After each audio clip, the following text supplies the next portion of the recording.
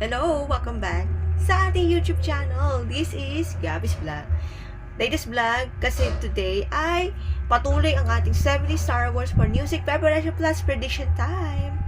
But subscribe na to our YouTube channel sa place. Shares, comments, and views. Aabutin ng 500. I-support na natin sa ating social media accounts. Today's latest vlog 413 episode 413 entitled 70 Star Wars for Music 2 weeks na. Here's your vlog.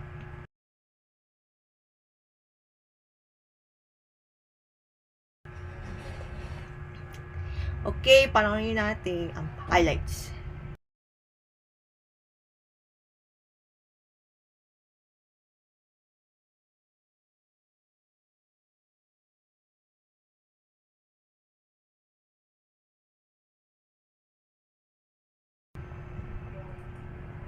Ayan. 2 weeks na. Week 3 at week 4. Kasi last week, wala kasi yung vlog dahil Holy Week break. At ngayon, balik na tayo sa ating vlogging time. Okay, here is. For week 3, sa ginanap ng 70 Star Wars for Music, week 3. Last week yan. Eto. We have a new category sa ating 70 Star Wars for Music.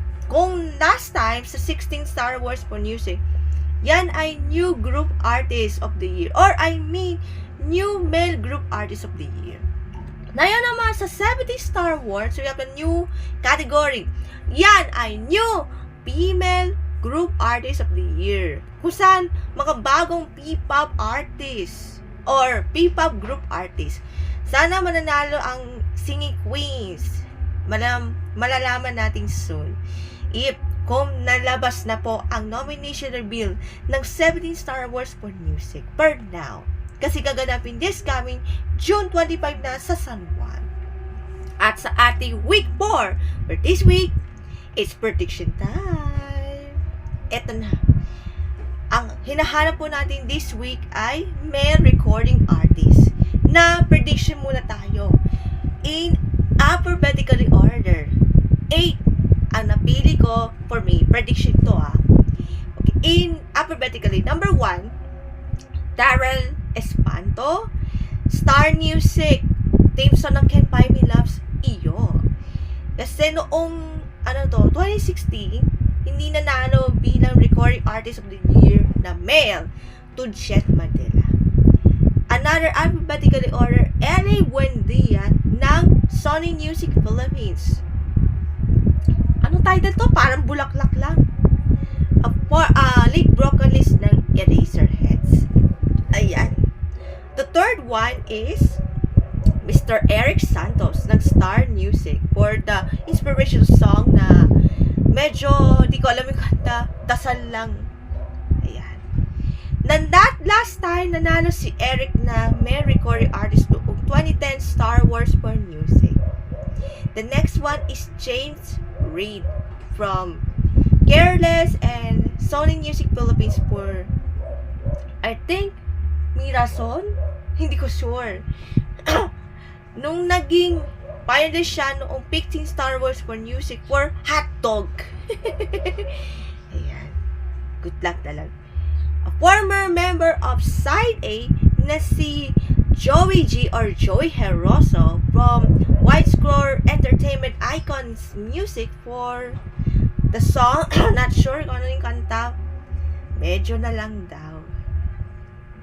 Ito, ang susundan naman from UNG Philippines Incorporated, Idance Records Philippines, na si Juan Carlos for the song, I think is Medyo Ako or yung title ng Mo One.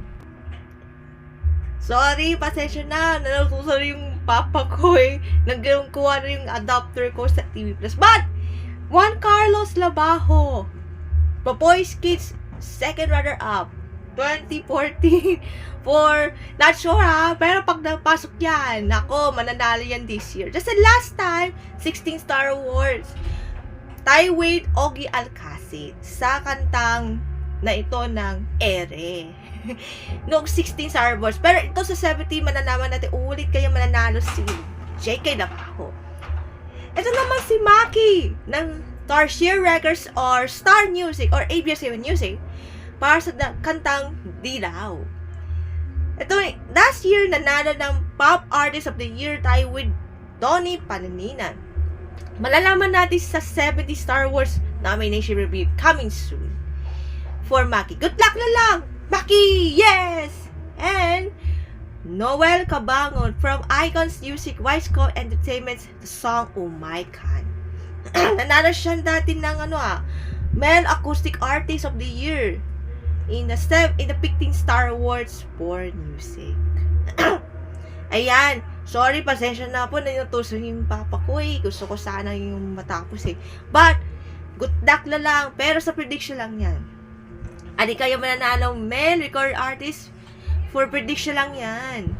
We'll find out soon if na-release na ng PNPC Star Wars at Star Wars 2026 official social media page soon. For now. And that's it for our latest vlog for today. See ya! Bye! God bless! Mwah.